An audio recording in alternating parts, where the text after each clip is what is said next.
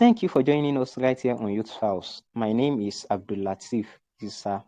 On Youth House, we get up close and personal with outstanding youths. Today, my guest is Victoria Toluwanimi Aduroja, the best graduating student of the Faculty of Law, University of Ibadan, for the 2022-2023 academic session. Good evening and welcome to Youth House. What kind of support system did you enjoy while in UI Faculty of Law? I would say that most of my support actually came from home. Yeah, actually came from home. But then, since the question is not around that, let me say that the support I enjoyed support from my friends. We read together, and I had this very close friend that we formed notes together.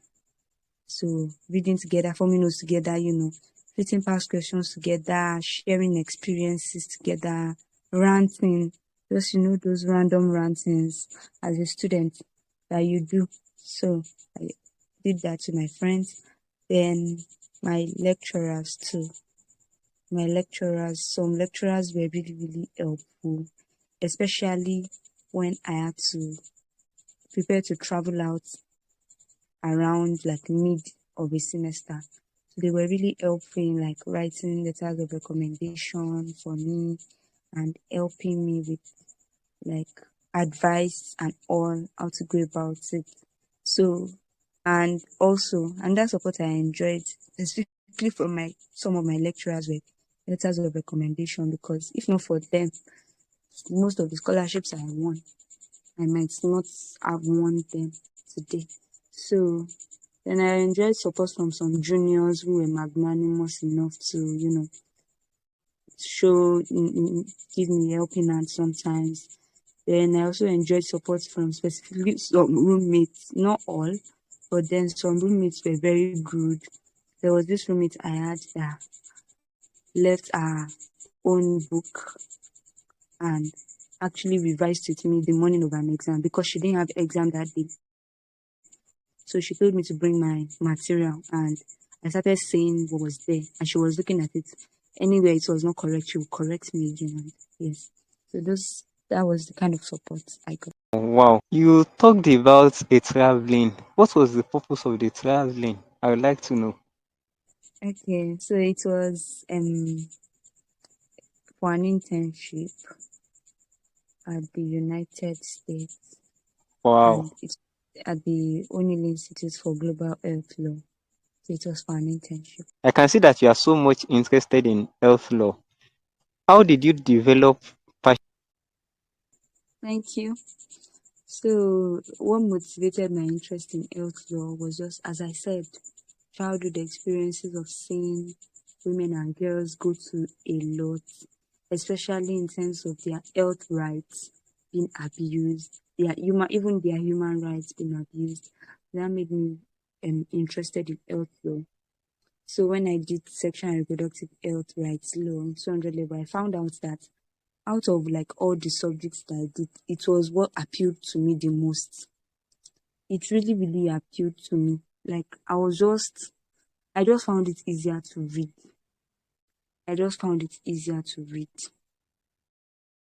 Even after the exam, the lecturer came to class. The lecturer, after the exam, like after the results were out, the semester after, the lecturer came to class and asked that, who is Aduroja? That I read when I was marking exam scripts. I read your exam thing, and I was forced to go and check whose name bears this matric number, because I was like, how can someone write like so excellently like this? So I just discovered that I was just, I just found things related to that easy. Even in my medical law, although most people in my class passed to me in 80s, so I scored 80 plus, like 83 in my medical law. So, so that was what, actually, I would just say that it was just natural. I just developed a natural interest in health law. And I believe that that was part of God's leading too. So, yeah. Yes, how do you see yourself making a positive change in your community? Oh, okay. Thank you. So, the um issue of change, I always see change as something that begins with me. If everybody can make change in their own little ways, then the society would be a better place. So I would answer this question in terms of present change and future change. Presently, I'm a volunteer at several non-governmental organizations related to health rights advocacy and climate change education. So I've done a lot of advocacy work in that regards. In fact, there was one advocacy program we went for, a market advocacy program, where a woman wanted to circumcise her two children, two girls, the next day, and my team and I were able to talk to her about it, about the dangers of female genital mutilation, and she promised us not to circumcise the kids the next day. So that to me is change. It doesn't matter how big the change is. It's just making an impact. And the English people say that tiny drops of water makes an ocean. Tiny drops of water make an ocean. Sorry. So in future, I see myself contributing to the field of global health law, not only in Nigeria now, but globally. As I said, global health law. I see myself influencing world policies and ensuring that people get justice, um, especially their health rights are protected and enforced by the government. So I foresee a future where instead of health rights being in the Chapter 2 of the Constitution, which makes them non-enforceable rights, I foresee a future whereby the health rights would actually be in Chapter 4, that is under fundamental human rights, which makes them enforceable. And that is because health rights hinge a lot on the enjoyment of most fundamental human rights.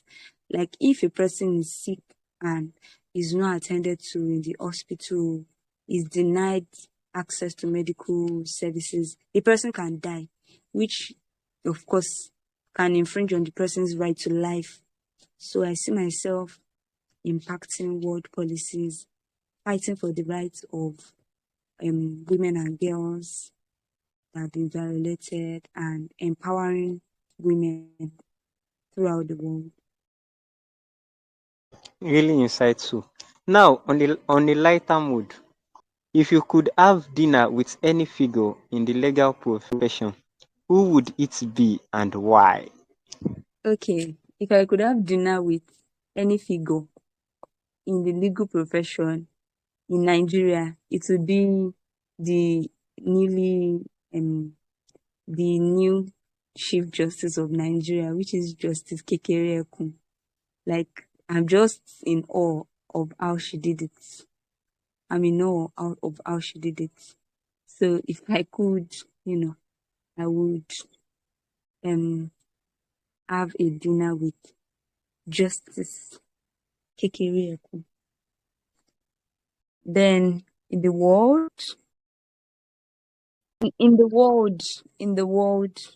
probably Bill Clinton. I know he's now into politics, but I know that he graduated from a law school and he was a lawyer before he eventually ventured into politics. So Bill Clinton, yeah. What message would you like to convey to your fellow graduates or to the wider legal community? Okay. To the wider legal community or to my fellow graduates,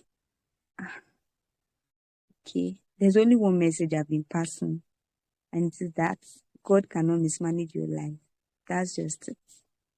Like, God cannot mismanage your life. So no matter what is happening to you, or no matter where you are, or no matter what you are doing now, just know that God cannot mismanage your life. So trust in God with all your heart. and lean not on your own understanding, because He's able to do more than you want. He's able to do more than you've asked. So that's the message. Then, yeah, that's the message. Finally, if you could go back in time and give advice to your secondary school self, what would the advice be? If I could go back, give an advice to my secondary school self, is also that God cannot mismanage my life. Because I could remember after the first jump I did, I scored 190. And then I had to wait at home for a year. And in between that, I did SAT. I gained admission at a school in United States, and everything like that passed, and I was discouraged. So, I did my second jam where I scored 272, even without reading. I read for just a month. So at that point, I believe that coming to UI was something I just had to settle for, because I didn't really want to study in UI. So in my 100 level, I just wanted to graduate with the first class. So I didn't really put mind to like scoring high marks. Like as I said, I just wanted the first class. So I didn't put mind to scoring high marks. Maybe if I had planned to graduate as the best graduating student, maybe I would have ended up with a 4.0, because most of the B's I ever had were in my 100 level. And I think that was 3 B's, if I'm correct. So, yeah, so it would be that always put in your best in everything you do. Like, put in your very, very best in everything you do. You never know what might come out of it. And also that God has a way of planning our lives that we don't even know about. God has a way He has designed for our lives that we don't even know about. So it's just better to walk in God's plans for our lives. Yes, so that would be my advice. That God cannot mismanage my life, so I should trust Him. Yeah. Wow. Someone who scored less than 200 in her first UTME later graduated with 3.93 out of 4.0. Congratulations on your achievements. Thank you too, sir. And also, thank you for featuring on Youth House. Good evening and bye.